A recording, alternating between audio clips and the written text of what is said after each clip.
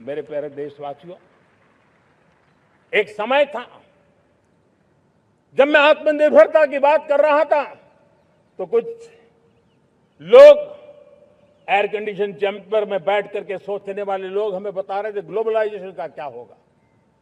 लेकिन दुनिया देख रही है कि पिछले एक दशक में ऐसा लग रहा है कि दुनिया ने ग्लोबलाइजेशन बोलना ही बंद कर दिया है।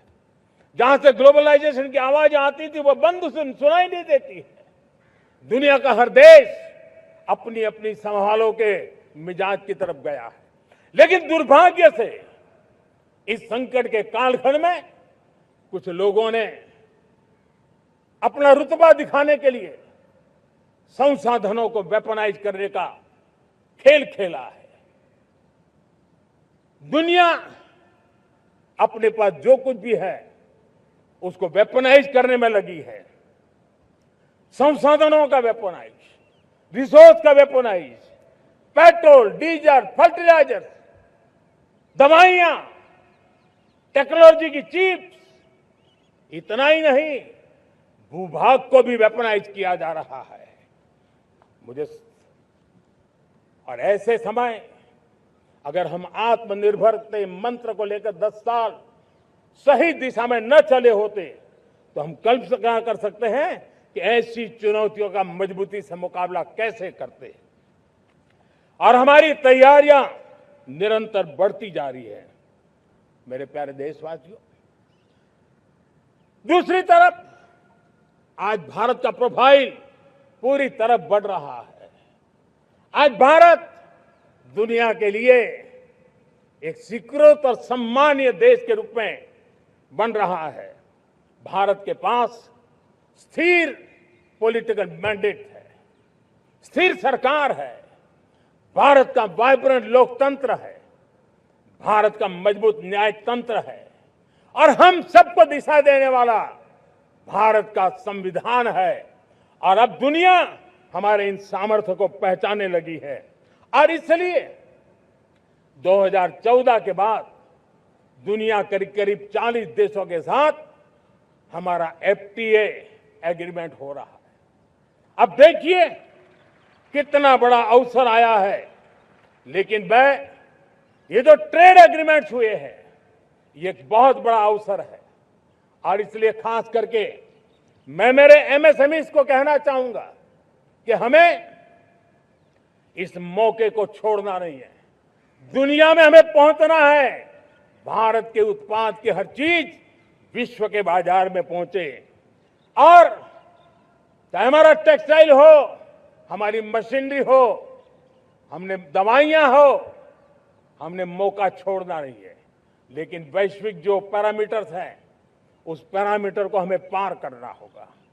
हमें दुनिया से जो मिलता है उसे अच्छा देना पड़ेगा, दुनिया में जो मिलता है उसे सस्ता देना पड़ेगा। और पंजाब के लुधियाना से लेकर के तमिलनाडु के तिरुपुर तक हमारा टेक्सटाइल सेक्टर दुनिया में पहुंच सकता है। इतना ही नहीं, केरलम से लेकर के गुजरात और तमिलनाडु से लेकर के बंगाल, ये हमारा समुद्री तट, हमारे मछुआरे भाई बहन आज इस FTA के कारण हमारे श्रिप यानी झींगा उसके एक्सपोर्ट की बहुत संभावना बनी है। हमारे सी फूड की दुनिया में पहुंच बनने की संभावना पड़ी हुई है। और इसलिए मैं चाहूंगा कि हम इस परिस्थिति का फायदा उठाते हुए, हम आगे चलते हुए हम इन कामों को पार करने के लिए प्रयास करें। मेरे प्यारे देशवासियों, मैंने जो भूमिका आपके सामने रखी है उसके पीछे 2047 का लक्ष्य इन मजबूत नींव पर खड़ा है। 2047 विकसित भारत का लक्ष्य हमने पिछले 10-12 साल में देशवासियों ने जो सामर्थ्य दिखाया है उस सामर्थ्य का हिस्सा है। और इसलिए मेरे प्यारे भाइयों बहनों, सदी का 1/4 हिस्सा बीत चुका है और अगला 1/4 हमारे लिए अत्यंत महत्वपूर्ण है। अब हम रुक नहीं सकते हैं, हमारी गति नहीं रुक सकती है, हमारी दिशा तय हो चुकी है। हमें प्राप्त करके रहना है और इसके लिए हमें अपना वर्क कल्चर बदलना होगा। हमारे वर्क कल्चर को बदलते हुए हमें हमारी सोच को भी बदलना होगा। हमें हमारे काम की गति को भी बदलना होगा। जो काम पिछले 5-7 दशक में नहीं हुए हैं, वो काम हमें आने वाले 5-7 साल में करने हैं। और मेरा भरोसा है मेरे देश की युवा शक्ति पर, मेरे देश के नौजवानों पर, मेरे देश की माताओं को बहनों पर, मेरे देश के किसानों पर, मेरे देश के मजदूरों पर कि हम इस सपने को साकार कर सकते हैं। और इसलिए हमें रिफॉर्म की गति को भी आगे बढ़ाना है। और जब मैं रिफॉर्म की बात कर रहा हूं, रिफॉर्म नहीं हमारे लिए कोई कंपल्सन है, नहीं रिफॉर्म ये हमारे के लिए कोई बजबड़ है। हमारे लिए रिफॉर्म ये कन्विक्शन है। आउट ऑफ कन्विक्शन हम रिफॉर्म एक्सप्रेस पर चल पड़े हैं और हम आने वाले दिनों में भी नेक्स्ट लेवल रिफॉर्म की ओर बढ़ने वाले हैं।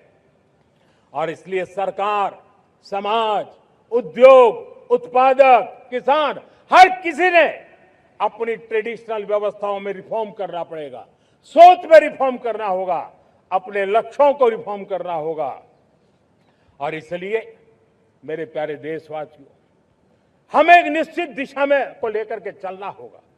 मैं आज उस युग को भी याद करना चाहूंगा जब देश, भारत का सामर्थ्य सप्त सिंधु के रूप में हम जानते थे, हम समझते थे, हम सुनते थे। अब विकसित भारत बनाने के लिए हमें नई धारा चाहिए। आज लाल किले की प्राचीर से मैं देश के सामने शक्ति की सप्त धारा का आवाहन करता हूं।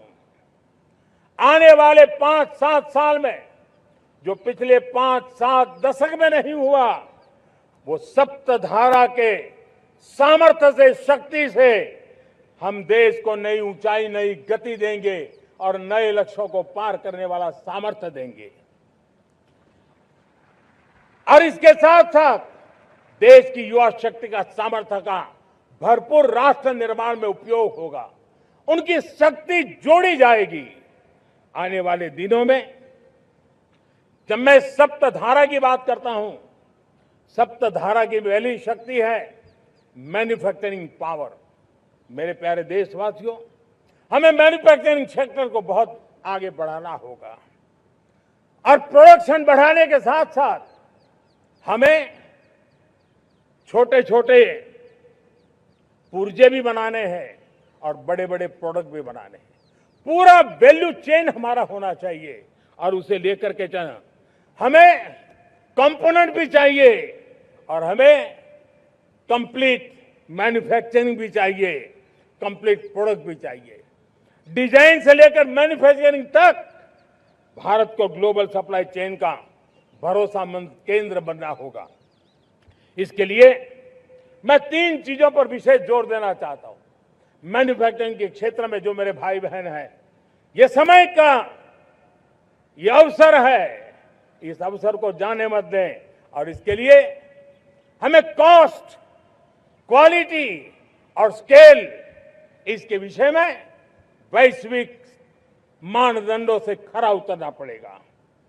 हमारी फैक्ट्रीज कॉम्पिटिटिव हो, हमारे प्रोडक्ट्स यूजर फ्रेंडली हो, हमारा पैकेजिंग दुनिया के लोगों को लुभावने वाला हो, आकर्षित करने वाला हो, हमारा जीरो डिफेक्ट प्रिसिजन मैन्युफैक्चरिंग ये हमारी पहचान बनना चाहिए।